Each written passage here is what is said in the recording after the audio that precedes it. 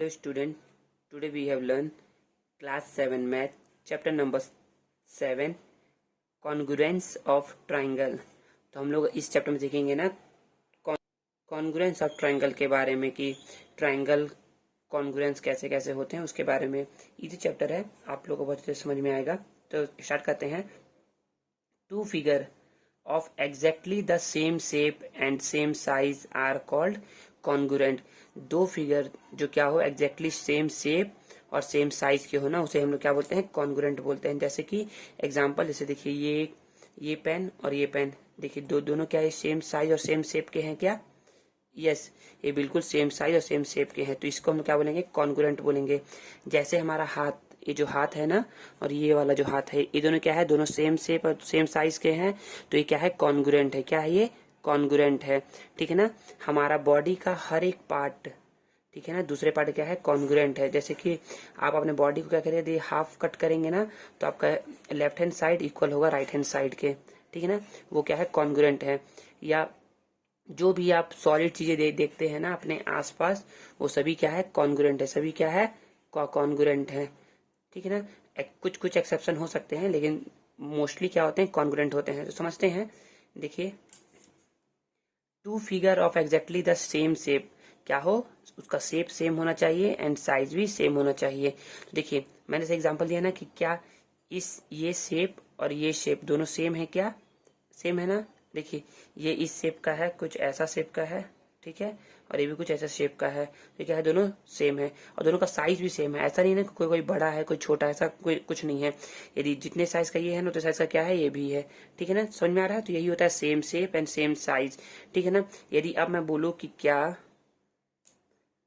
अब ये दोनों जो ऑब्जेक्ट है ना, क्या ये सेम, क्या ये कॉन्ग्रुएंट है क्या? तो आप बोलेंगे नहीं, ये कॉन्ग्रुएंट नहीं है। क्यों नहीं है कॉन्ग्रुएंट? देखिए, इसका लेंथ तो सेम दिख रहा है, मतलब कि साइज तो इसका सेम है, बट इसका शेप अलग अलग है। देखिए, इसका शेप क्या है, ऐसा कुछ शेप है इसका, ठीक है, लेकिन इसका शेप क्या है, ऐसा। ठीक है ना, मतलब इसमें यदि कैप आ जाएगा ना, तो देखिए इसका शेप चेंज हो गया ना, कुछ ऐसा शेप हो गया, इस शेप का है। ठीक है, और से समझते हम लोग अच्छे से देखते हैं, फिर समझिएगा। देखिए, फिर नेक्स्ट है, congruent object are exactly copies of one another. जो कॉन्ग्रुएंट ऑब्जेक्ट होते हैं ना, वो क्या होते हैं, कॉपी होते हैं। तो मैंने जैसे ना, आप जेरोक्स कॉपी निकलवाते हैं ना, तो सेम टू सेम वो समझिए कि वो कॉन्ग्रुएंट है। क्या है वो, कॉन्ग्रुएंट है। आप सिंपल एक जाते हैं, बोलते हैं कि भैया इसका क्या करिए, प्रिंट आउट कर दीजिए या फिर जेरोक्स कॉपी निकाल दीजिए, तो जो निकलता है ना, वो क्या रहता है, सेम टू सेम रहता है। जैसा आपके कॉपी में लिखा हुआ है ना, जैसे उस पेज में लिखा है ना, सेम उसमें वैसे रहता है ना, तो वही कॉपी ऑफ वन अनदर। ठीक है।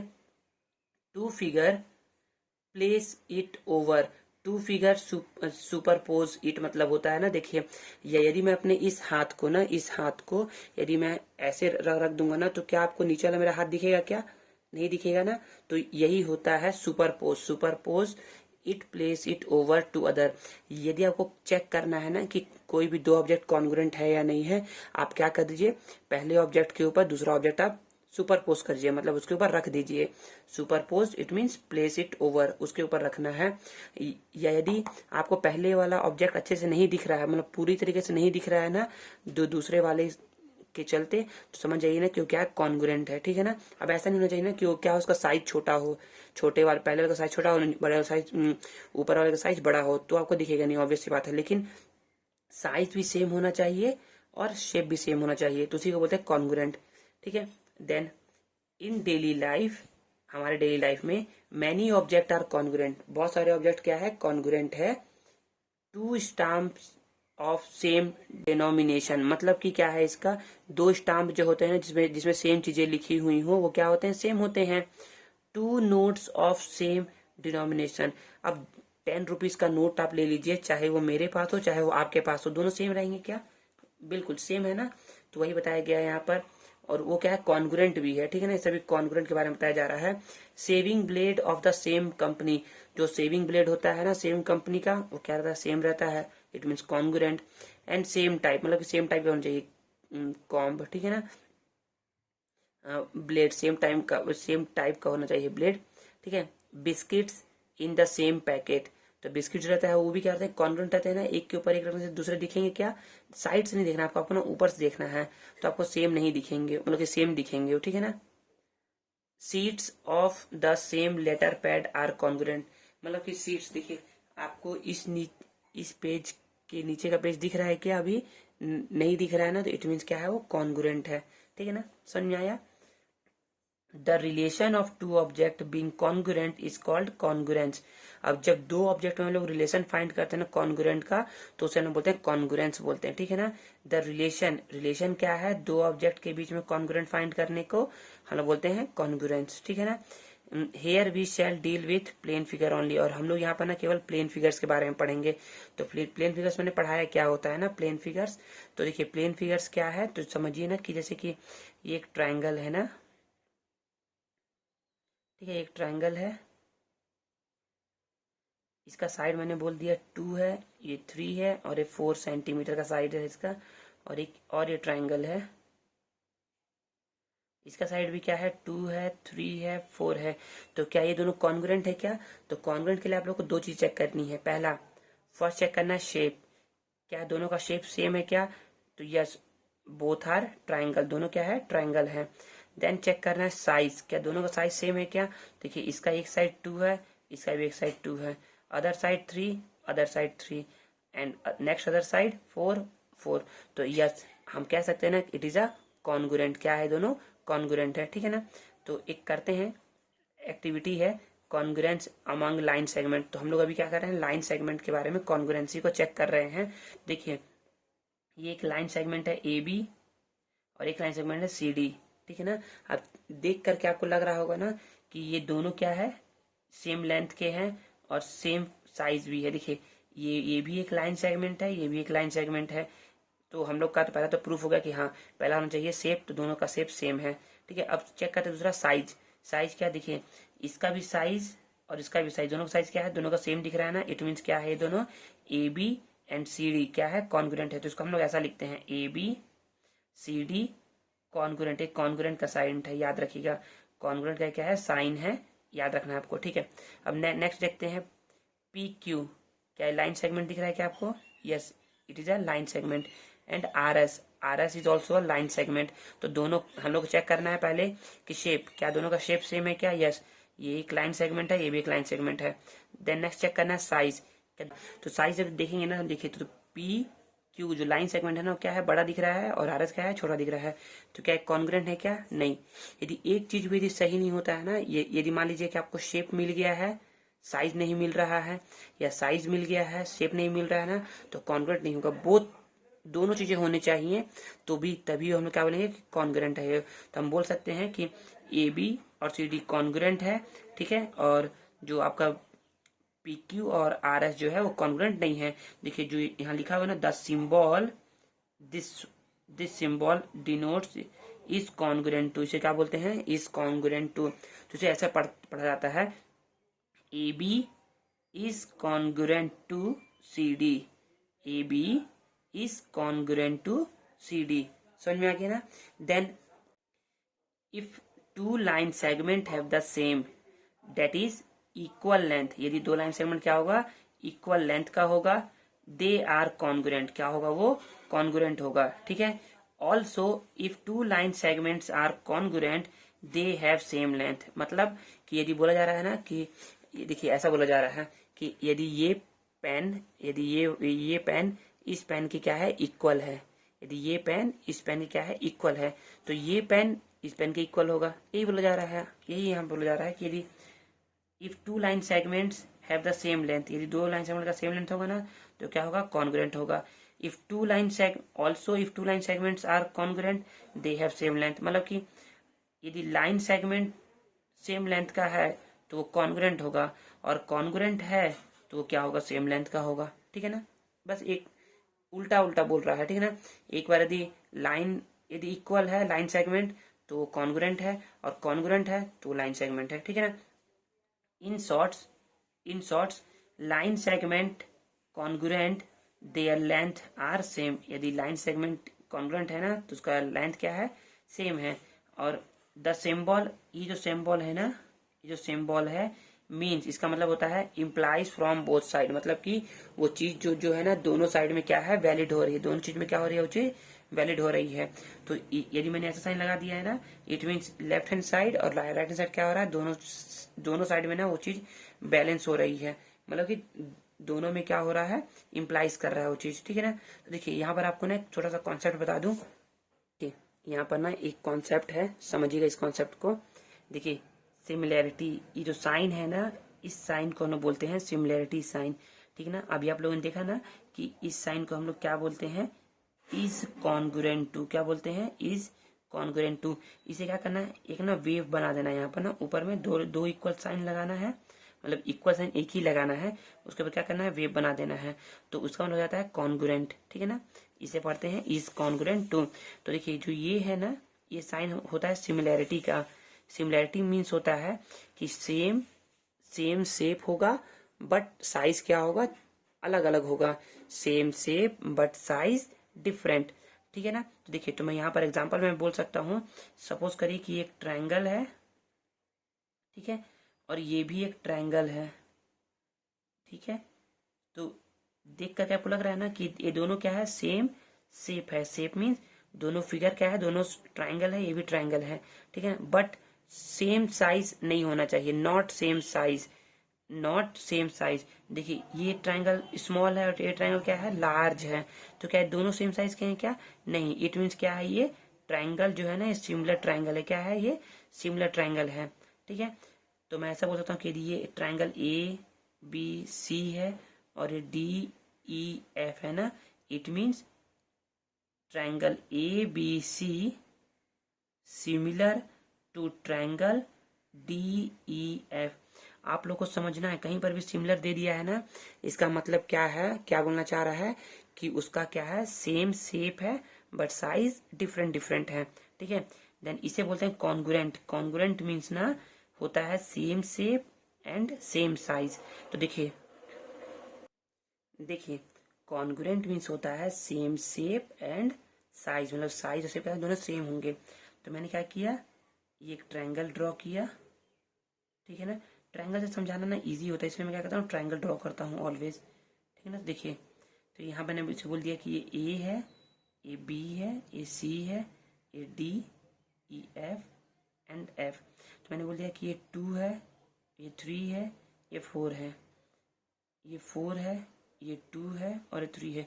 तो क्या मैं बोल रहा हूँ कि क्या है, क्या ये दोनों ट्रायंगल, इसको ऐसे बना लेने दो ना, आपको समझ में नहीं आएगा। देखिए अब मैं बोल रहा हूँ ना कि क्या दोनों ट्रायंगल कॉन्ग्रुएंट है क्या, तो चेक क्या करना है, कॉन्ग्रुएंट में सेम शेप, क्या दोनों शेप सेम है क्या, yes, this one is triangle and this one is also triangle, तो यस ये दोनों क्या है, सेम शेप है, इट मीन्स ये दोनों ट्रायंगल ट्रायंगल है, ठीक है ना। देन साइज चेक करना है, तो दोनों साइज सेम है क्या, तो चेक करिए।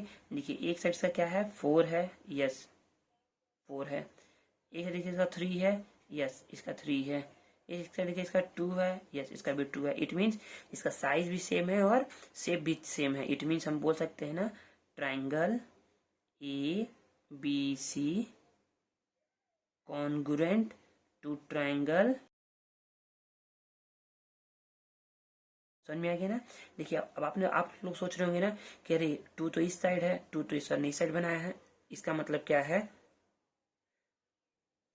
इसमें ना ज्यादा घबराने वाली बात नहीं है, ये कहीं भी हो सकता है, ये 2 यहाँ भी हो सकता है, 2 यहाँ भी हो सकता है, कहीं भी हो सकता है, बस तीनों सेम होना चाहिए। यदि यदि 4 साइड है तो चारों साइड सेम होना चाहिए, ठीक है ना। तो हम बोल सकते हैं क्या है, ये triangle A B C is congruent to triangle D E F. और देखिए यहाँ पर एक और चीज बताया गया है, इसको समझिएगा। देखिए यहाँ पर ना जो ये बताया गया है ना, इज कॉन्ग्रुएंट टू में जो ये है ना, ये बताता है हम लोग को सेम शेप, क्या बताता है कि शेप क्या है, सेम है, और जो इक्वल टू है ना वो बताता है सेम साइज, ठीक है ना। तो होप होप आपको समझ में आ गया होगा आप लोगों को। देन नेक्स्ट पढ़ते हैं, अब नेक्स्ट पढ़ते हैं कॉन्ग्रुएंस ऑफ एंगल। तो अभी पहले हमने पढ़ा था कॉन्ग्रुएंस ऑफ लाइन सेगमेंट पढ़ा था ना, अब पढ़ते हैं कॉन्ग्रुएंस ऑफ एंगल्स, तो ठीक है ना। तो यहाँ पर भी एक एक्टिविटी है, समझते हैं। देखिए तो यहाँ पर एक एंगल फॉर्म किया गया है 40 डिग्री का, यहाँ भी एंगल 40 डिग्री का, यहाँ भी एंगल, यहाँ 30 का और यहाँ 40 का। तो देखिए जो यहाँ पर हम लोग समझेंगे ना, तो देखते हैं ना कि क्या करिए, हमको तो चेक करना है कि कॉन्ग्रुएंट है या नहीं है। तो रिलेशन क्या करेंगे, हमने ना इस ट्राइंगल को ऐसे उठाया और इसके ऊपर रखा। कैसे रखेंगे, देखिए ध्यान से सुनिए। पहले बी को ना क्यू पर रखिए, बी को किस पे रखिए, क्यू पे रखिए। अब आप बोलेंगे सर बी को हम लोग आर पे रख नहीं सकते क्या, नहीं रख सकते, क्योंकि देखिए एंगल फॉर्म हो रहा है बी पर ना, इसलिए जहां इसमें एंगल कहाँ फॉर्म हो रहा है, क्यू पर, तो उसको वहीं पर रखेंगे, क्यू पर रखेंगे, ठीक है ना। तो बी को यहाँ से पिक किया, ऐसे उठाया और कहाँ रखा, क्यू पे रखा। तो बी को रखा क्यू पे, ठीक है। देन उसके बाद तो बी को ना आप ऐसा भी रख सकते हैं, ऐसा रख सकते हैं, ऐसा रखेंगे। तो अब रखना कैसे है, तो देखिए जो रे है ना, ए बी ए रे, उसको क्यूपी रे के ऊपर रखेंगे। क्या रखेंगे, क्यूपी रे के ऊपर रखेंगे। तो और बीसी जो है ना, यदि वो क्यूआर के ऊपर आ रहा है, इट मीन्स वो क्या है, कॉन्ग्रुएंट है। समझ में आया। एक चीज और फिर से बता रहा हूं, अब इसके लेकर के देख रहे हैं। फिर से इस एंगल को उठाइए, इसके ऊपर रखिए। तो कैसे रखेंगे, बी को रखेंगे एम के ऊपर, ठीक है ना। बी पॉइंट को कहाँ रखेंगे, एम पॉइंट के ऊपर। फिर बी ए रे को एम एल रे पर रखेंगे। तो यदि बी सी रे ओवरलैप करता है एम एन रे को, इट मीन्स क्या है, दोनों कॉन्ग्रुएंट है। और ओवरलैप नहीं कर रहा है, इट मीन्स दोनों कॉन्ग्रुएंट नहीं है, ठीक है ना। सेम फोर्स में देखते हैं। अब हम लोग क्या कहते हैं, इसे उठाया, फिर से इसके ऊपर रखा। तो बी को रखा किस पे, पॉइंट वाई पर, ठीक है, पॉइंट वाई पर रख दिया। फिर बी ए रे को क्या रखा, इसके ऊपर अच्छे से इसको एडजस्ट किया, बी ए रे को वाई एक्स पर एडजस्ट किया। यदि बी सी रे कॉन्ग्रुएंट है वाई जेड पर, वो कॉन्ग्रुएंट मीन्स ना, यदि बी सी रे क्या कर रही है, सुपरपोज कर दे रही है वाई जेड रे को। सुपरपोज मतलब ना कि उसके ऊपर रख देने से वो अंदर वाली चीज नहीं दिख रहा है ना, इट मीन्स क्या है, ये भी कॉन्ग्रुएंट है। तो जब आप ऐसा करेंगे ना, तो आपको दिखेगा ना कि जो ट्राइंगल ए बी सी है ना, is congruent to P Q R, क्या है, दोनों इक्वल है, क्योंकि दोनों देखिए 40-40 के है ना, दोनों क्या है, इक्वल है। देन नेक्स्ट आप देखेंगे तो triangle A B C is not congruent to triangle L M N, क्योंकि दोनों इक्वल नहीं है। देखिए 40-30 है, इट मीन्स क्या होगा, ये ना कुछ ऐसा होगा। तो जब आप इसको रखेंगे ना, तो ये कुछ ऐसा रहेगा, ऐसा बनेगा, क्योंकि ये 30 है तो 40 ऑब्वियस सी बात है, इससे ज्यादा ही होगा ना।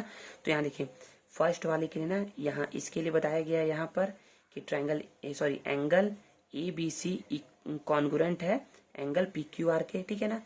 इस केस के लिए बताया गया यहाँ पर angle A B C and angle L M N do not cover each other exactly, मतलब कि एक दूसरे को कवर अच्छे से नहीं कर पा रही है ना, that is they are not congruent, वो क्या है, कॉन्ग्रुएंट नहीं है, ठीक है ना।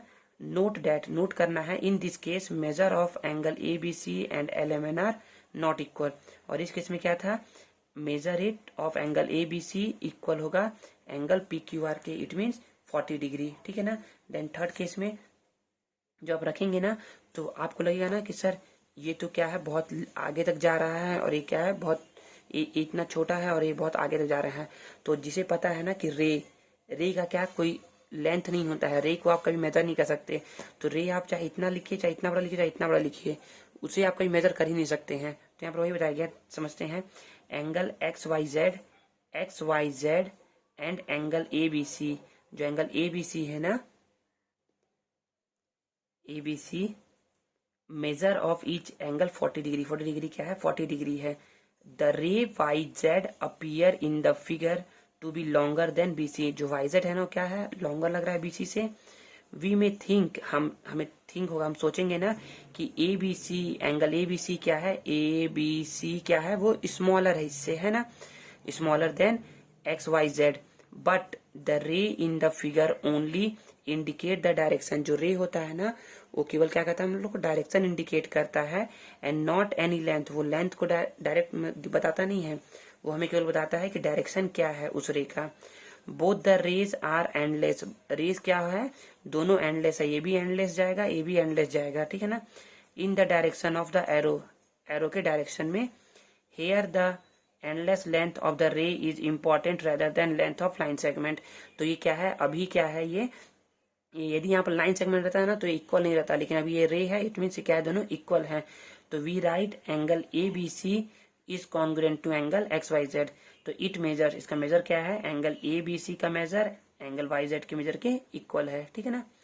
तो if two angle have the same measure, यदि दो एंगल का मेजर क्या हो, सेम हो, दो एंगल का मेजर क्या हो, सेम हो, दे आर कॉन्ग्रुएंट, वो क्या हो जाते हैं, कॉन्ग्रुएंट हो जाते हैं। Also if two angle are congruent, दो एंगल क्या हो, कॉन्ग्रुएंट हो, तो उनके मेजर भी क्या होंगे, सेम होंगे। तो ये बताया गया, जैसा पिछले बताया गया था ना, पिछले में वैसा ही अभी भी बताया गया है कि यदि एंगल सेम होंगे तो कॉन्ग्रुएंट होगा, यदि कॉन्ग्रुएंट होंगे तो एंगल सेम होगा, ठीक है। In short angle congruent it means angle measures are sames, okay. Then next पढ़ते हैं कॉन्ग्रुएंस ऑफ ट्राइंगल।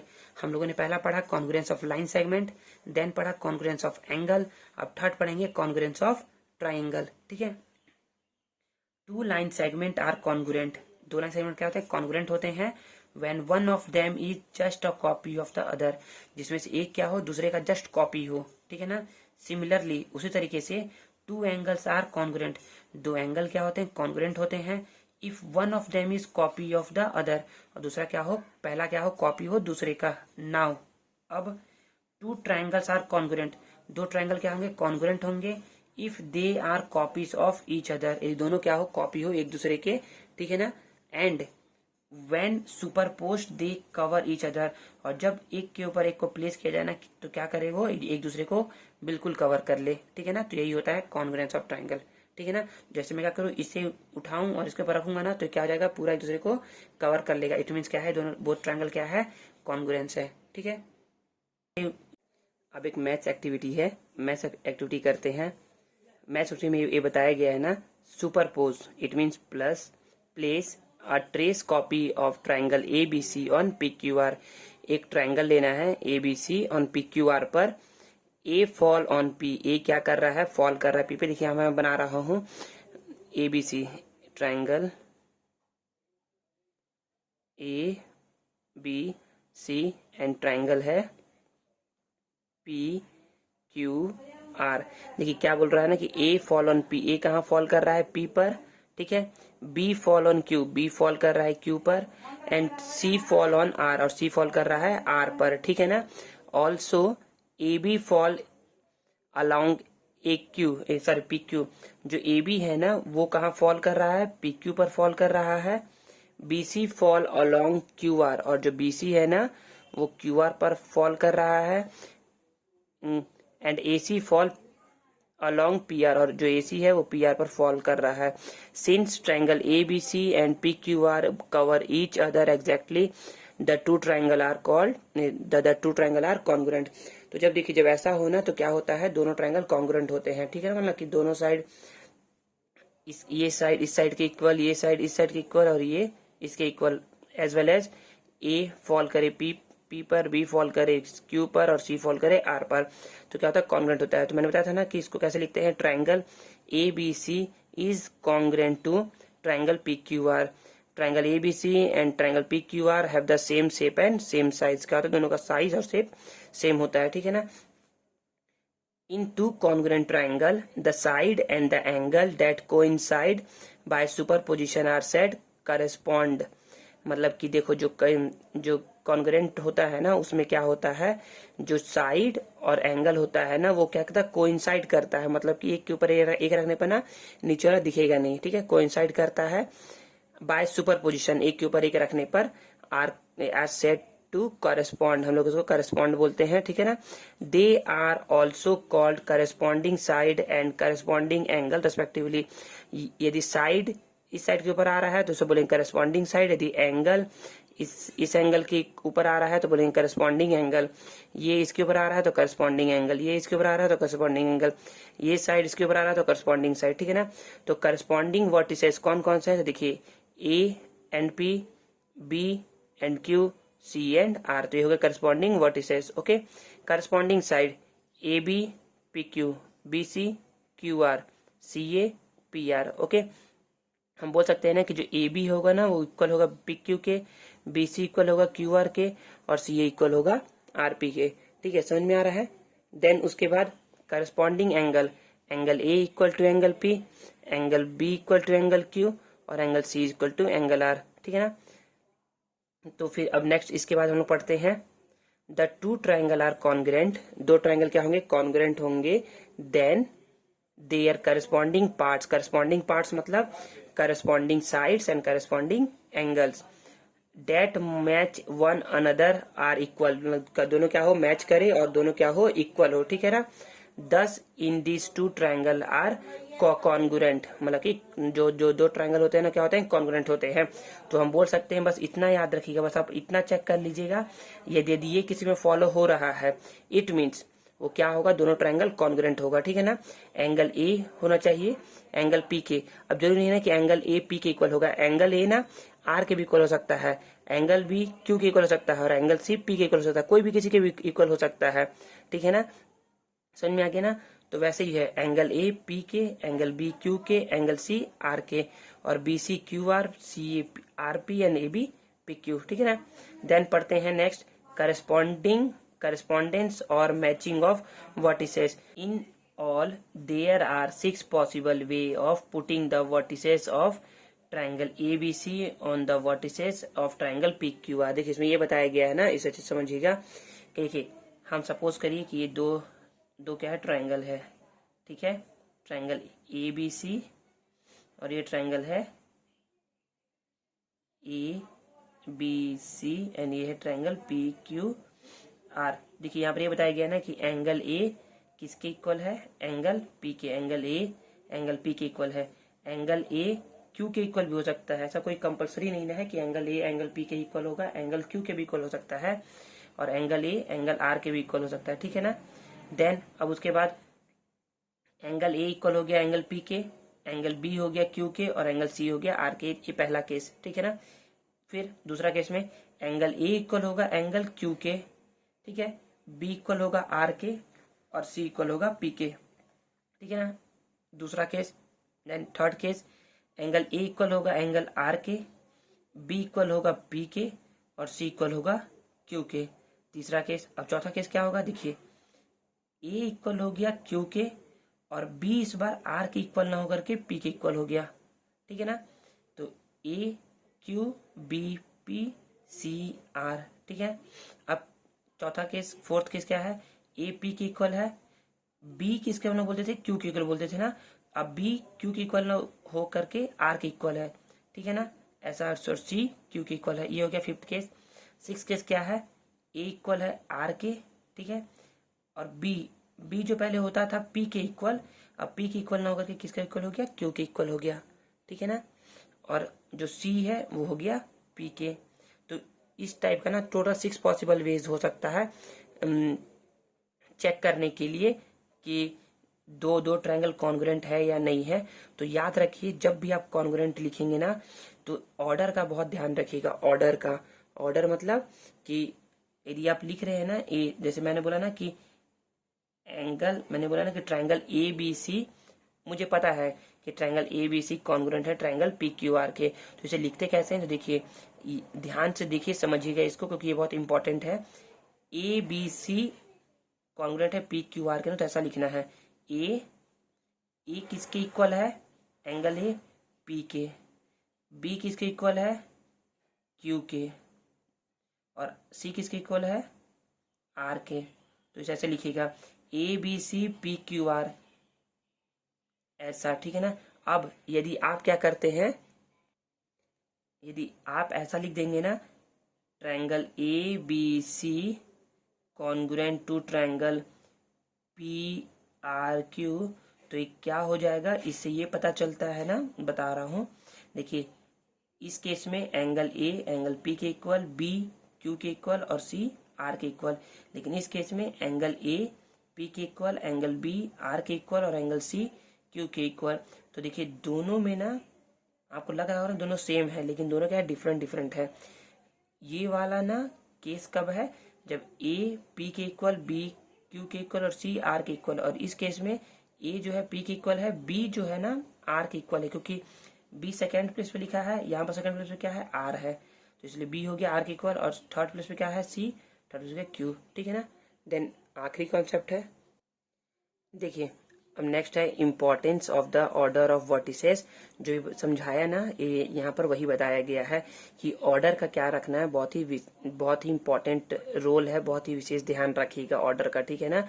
और वर्टिसेस का बहुत विशेष ध्यान रखना है। ट्रायंगल जब ये बोला गया है ना, देखिए यहाँ पर ये बोला गया है कि triangle ABC is congruent to triangle PQR। It means क्या है, हम बोल सकते हैं ना कि एंगल A इक्वल होगा एंगल P के। देखिए इसमें बोला गया ना, एंगल A इक्वल है एंगल P के, B इक्वल है एंगल R के, और C इक्वल है एंगल Q के। देखिए जो फर्स्ट में आया फर्स्ट के इक्वल, सेकंड में आया सेकंड के इक्वल, थर्ड में आया थर्ड के इक्वल। यहाँ पर वही लिखा गया है। सेम उसी तरीके से AB जो है ना वो PR के इक्वल होगा, AB PR के इक्वल होगा, BC RQ के इक्वल होगा, BC RQ के इक्वल होगा, और CA QP के इक्वल होगा, CA QP के इक्वल होगा। समझ में आ रहा है ना। ऑर्डर का बहुत ही ध्यान रखिएगा, ऑर्डर यदि गलत ना तो क्वेश्चन गलत हो जाएगा। समझ में आया। अब वही बताया गया, इसमें वही लिखा गया है। तो आप ये समझ गए ना, कॉन्ग्रुएंस यही है, आपको समझना है, ठीक है। और इसे भी समझिए, करस्पॉन्डेंस क्या है, angle A angle P, angle A angle P का है, वैसे ही angle B angle R, C angle Q, AB PR BC RQ CA QP, ठीक है ना। एक एग्जांपल समझते हैं तो अच्छे समझ में आएगा। एग्जांपल देखिएगा, if triangle DEF is congruent to triangle BCA। तो देखिए मैं यहाँ पर बना के दिखा रहा हूँ आप लोग को, तो आप लोग को अच्छे से समझ में आएगा।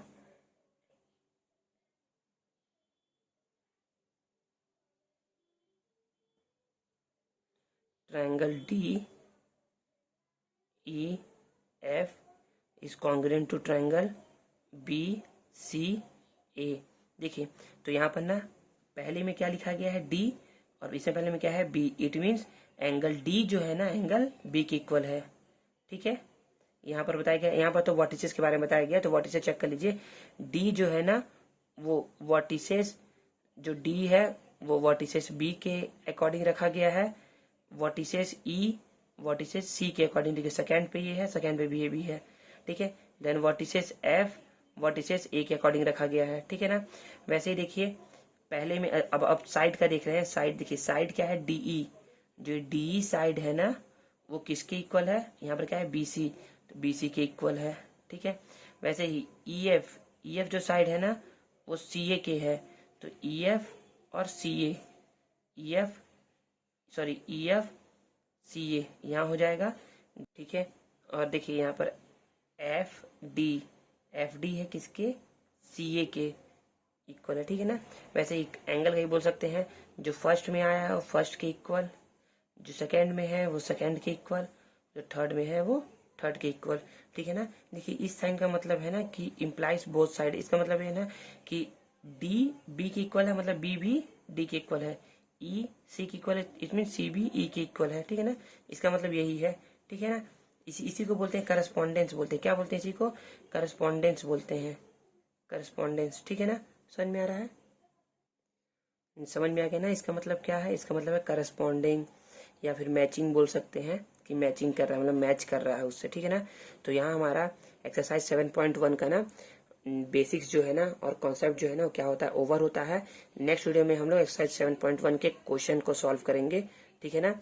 यदि आपको कुछ भी प्रॉब्लम हुआ होगा ना इस वीडियो से रिलेटेड, कि आपको कुछ समझ में नहीं आया होगा ना, तो आप मुझसे पूछ सकते हैं, मैं उसे सॉल्व करने की पूरी कोशिश करूंगा, ठीक है। मिलते हैं नेक्स्ट वीडियो में, तब तक के लिए गुड बाय, थैंक यू।